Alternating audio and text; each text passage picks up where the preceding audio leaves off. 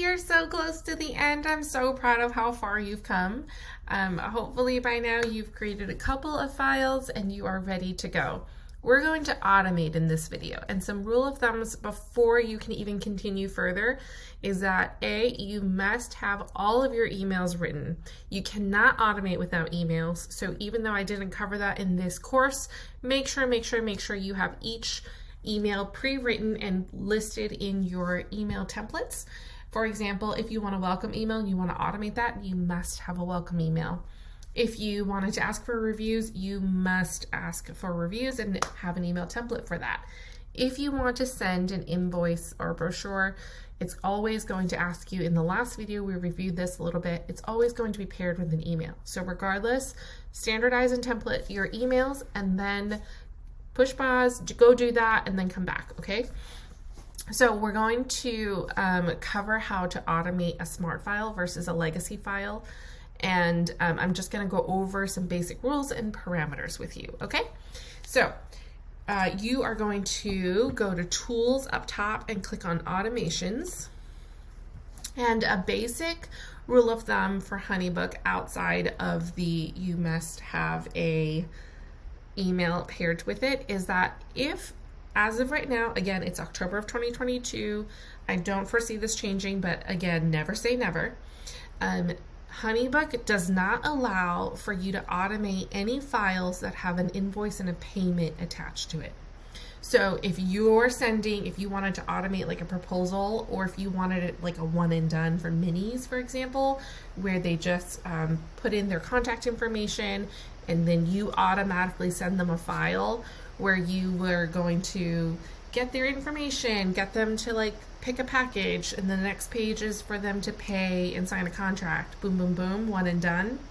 You cannot automate that file.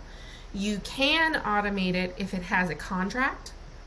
You cannot automate it if it has a payment as attached to it, because they want you to review the payment and they want you to review your invoice amounts before it's too late, and then you're stuck with the refunds and all that stuff. So that is a basic rule of thumb. We're going to create an automation. Go back and do the client journey video if you're not clear on the steps that you want to do. That was more than just smart files. That client journey is so beneficial and helpful for you to figure out what parts you want to automate and what parts you don't. So we're going to do a new automation template. This is a master automation template. We're going to click on your untitled template in the upper left, and you're just going to name it whatever you want and add your first action. So now you are given a lot of choices, especially with your account being converted to smart files. Forever, now and forevermore, you will be sending a smart file via email. You are no longer sending just a regular file. Think of it as like your smart TV or your smartphone. Things have been upgraded in your account. So you want to send a smart file via email. So if your first step was, I want to do a welcome email and I want to send a smart file like a brochure, you're going to choose that selection. And then it's going to ask you which smart file. So you're going to choose your smart file. I'm going to go to favorites and do maybe my services. It's going to remind you that you turned off the security code, which I did in this situation. You're just going to ignore it and say, okay, thanks for telling me.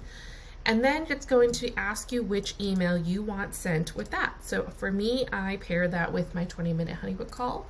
So the two will go together in that automation. And then the next step is, when do you want to send it? 0 days after automation is activated. And automation is activated if they filled out your contact form and you've connected it properly, or if you have if you like manually added an automation. So basically, as soon as you hit apply, that email would send, which is what I want because that's the first step for me.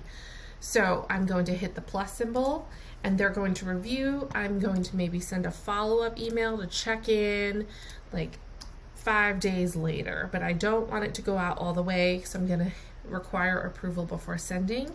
And then after they have paid, I'm going to send them next steps. So I'm going to do Meant to Thrive. I'm going to choose the email that I want, which is my membership. And then I'm going to do this. My trigger point is immediately after my first payment is made. Usually my clients pay in 2 payments. And so then I can set that. I'm going to hit save. Okay. Another thing you can do is just say, like, perhaps if you're event-based or if you're date-driven, you can say send a smart file via email.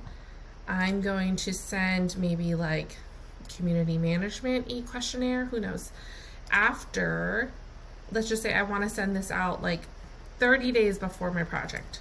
So if I have an event coming up, I want to do this 4 weeks before project date, because I only have one date. If you did a range of dates, which is your prerogative, you have to set that within your HoneyBook details tab. You must have a beginning and an end date for you to use that trigger point.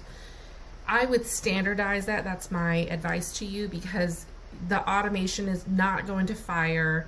Like for me, I have one date, and if I chose end date here, it's not going to fire. There's no end date for them to trigger off of. So choose one, stick with it. That's my suggestion.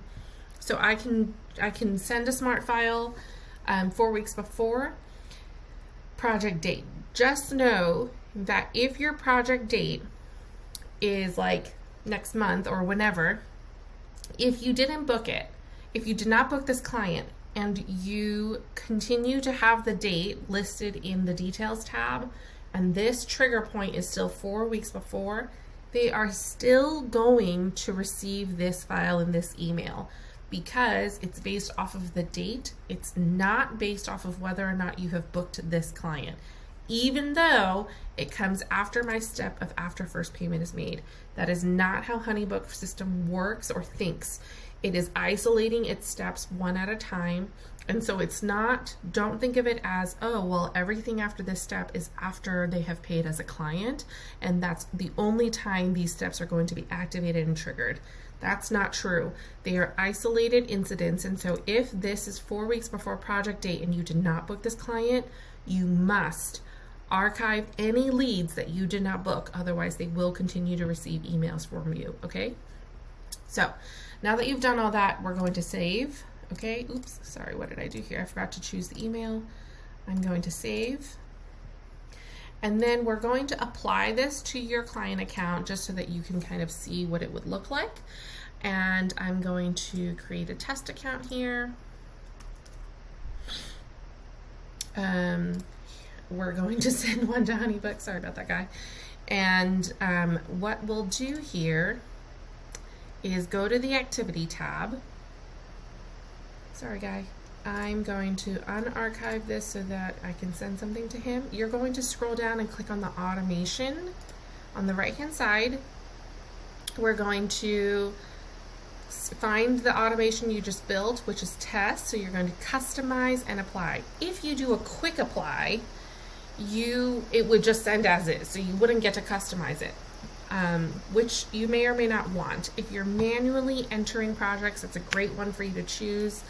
If they're coming in through your contact form, you should not have to do this step. It will automatically be applied based on the project they chose on your trigger points.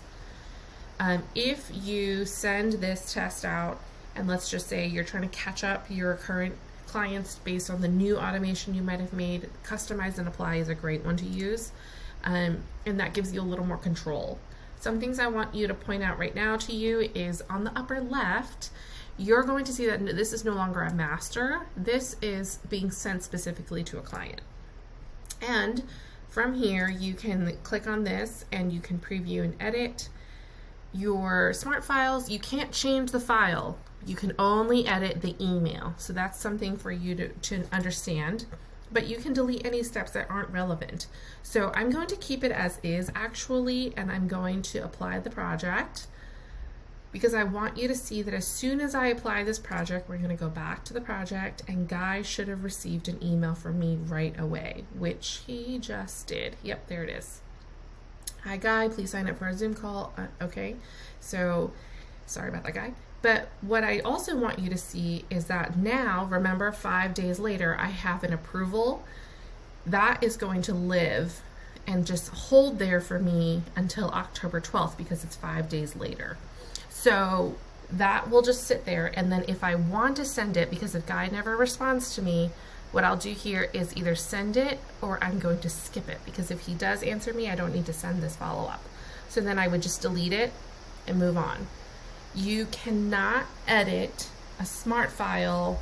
So here it says view and edit. If there was a smart file attached to this, you can't edit the smart file. You would have to sort of restart that whole process. You will be able to sort of edit the email. You can edit email, so you can view and edit this email, and that will give you the ability to like edit the text. But as you notice, there's no ability to edit a file. So even if I come down to the automation and click on the pencil and choose a step that does have a smart file attached to it, like right here, it's not letting me edit the smart file template at all. So you must just, so I would say standardize them, and then from there you can just let it run. You can force, you know, the timeline forward if you want to approve and do this now, or you can just let it run and edit as needed. And that's it. You have basically created a smart file from scratch. You've converted them from legacy. You have sent one, and you have automated one. I hope that this has brought you so much more peace and joy in streamlined systems. Please reach out if you ever need anything. I do run a course every Tuesday at 2 o'clock Eastern if you ever need anything, and you can join that by following the information at the bottom of the website. I'll see you there. Bye.